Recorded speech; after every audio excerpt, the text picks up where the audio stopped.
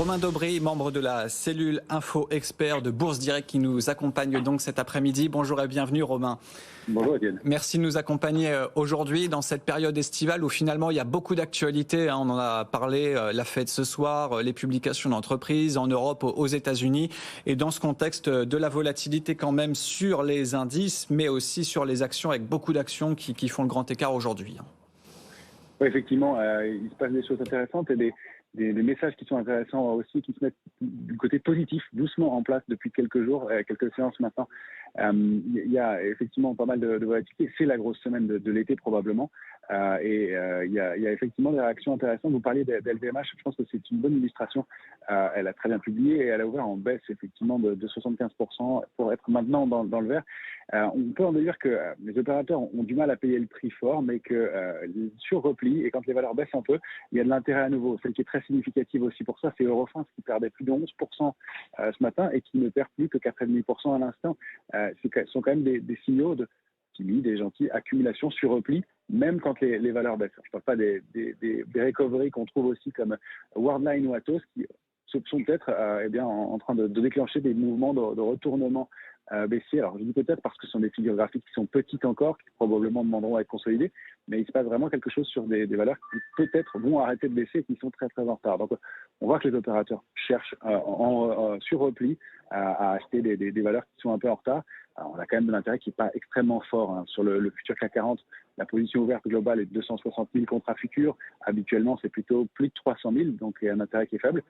On a constaté que depuis 15 jours et depuis 6 036 points pour une hausse de 200 points, on avait ouvert 8 000 contrats dans la hausse. Hier, en revanche, dans le petit mouvement de baisse qu'on a connu, on avait vu l'ouverture de 5 500 contrats sur le futur. C'est un peu de pression baissière en contrepartie. Et là, on est en train de s'attaquer à ce niveau de 6 249 points sur le futur CAC 40. Donc, est-ce qu'il y a un peu de pression des vendeurs qui sont en train de se racheter parce qu'on déborde cette zone importante, ou est-ce que c'est juste technique pour l'instant? Je pense qu'on en saura un peu plus demain, après effectivement l'annonce et la réunion et les commentaires de la Fed. On peut dire aussi que du côté des marchés dérivés sur les options, le ratio de couverture la position ouverte est très faible. En revanche, le ratio de couverture s'est un tout petit peu étoffé. Les opérateurs sont un tout petit peu plus prudents depuis hier, probablement aussi en amont de la Fed. Alors, à Paris, les niveaux qu'on surveille sur l'indice parisien, c'est un trading range 6117, 6134 en bas. La médiane, on est en train de tourner autour et d'essayer de l'attaquer, c'est 6249.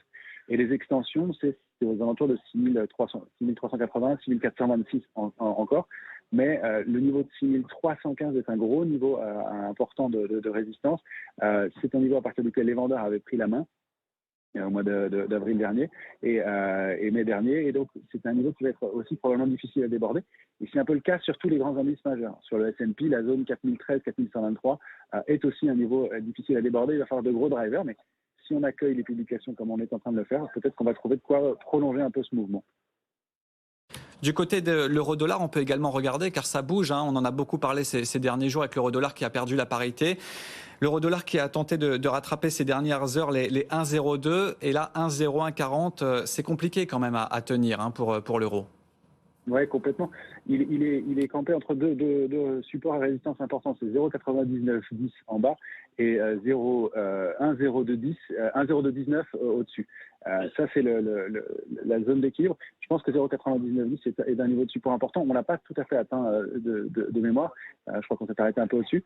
Mais c'est effectivement, pour l'instant, en tout cas, un petit coup d'arrêt dans ce mouvement qui est très fort. Et c'est surtout la force du dollar qu'on note dans le mouvement, plus que la faiblesse de l'euro. Est-ce qu'il y a d'autres actifs, les matières premières notamment, ou des valeurs que vous regardez spécifiquement en ce moment? Tout à fait. Alors, il se passe là où les choses sont le plus flagrantes, en tout cas pas très fortes, mais le plus flagrantes, c'est du côté des matières premières à nouveau. On est rentré, nous, sur le CRB, l'indice qui est composé de 19 matières premières, dont 30% de pétrole. Le Brent aussi semble s'arrêter sur un niveau de support au-delà de 102. Et donc, toutes les matières premières, on réagisse. On le voit parmi les secteurs et les valeurs liées aussi. Le secteur qui était très fort depuis plusieurs semaines, c'était le secteur des valeurs liées aux matières premières, et donc notamment des pétrolières. Et il surperforme à nouveau, alors qu'il avait pas mal corrigé. On le voit du côté des valeurs oil and gas. Et puis, on surveille et on a un niveau d'accumulation qui est important sur le long terme, sur l'argent, au-delà de 18,64.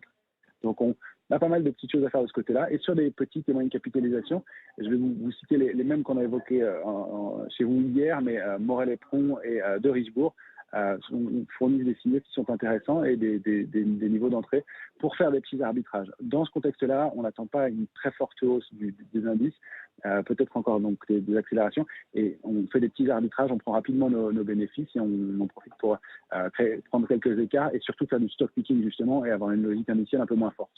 Merci beaucoup Romain. Romain Daubry, donc, qui nous accompagne aujourd'hui par téléphone, membre de la cellule Info Expert de Bourse Direct. Merci de nous avoir accompagnés cet après-midi. Et donc pour l'instant, tendance positive sur le marché action, que ce soit en Europe mais également du côté des États-Unis, avec notamment les GAFAM qui publient. On verra ce que ça donne demain soir avec Apple. Mais en attendant, ça se passe bien, surtout pour le Nasdaq qui gagne plus de 2,3%, 11 827 points. Le CAC 40, lui, gagne plus de 0,6%, plus 0,9% même pour l'instant du côté de l'Eurostock 50, avec les grosses capitalisations qui permettent à l'indice européen de surperformer, avec notamment LVMH qui gagne plus d'1%, 632 € après la publication de ses résultats.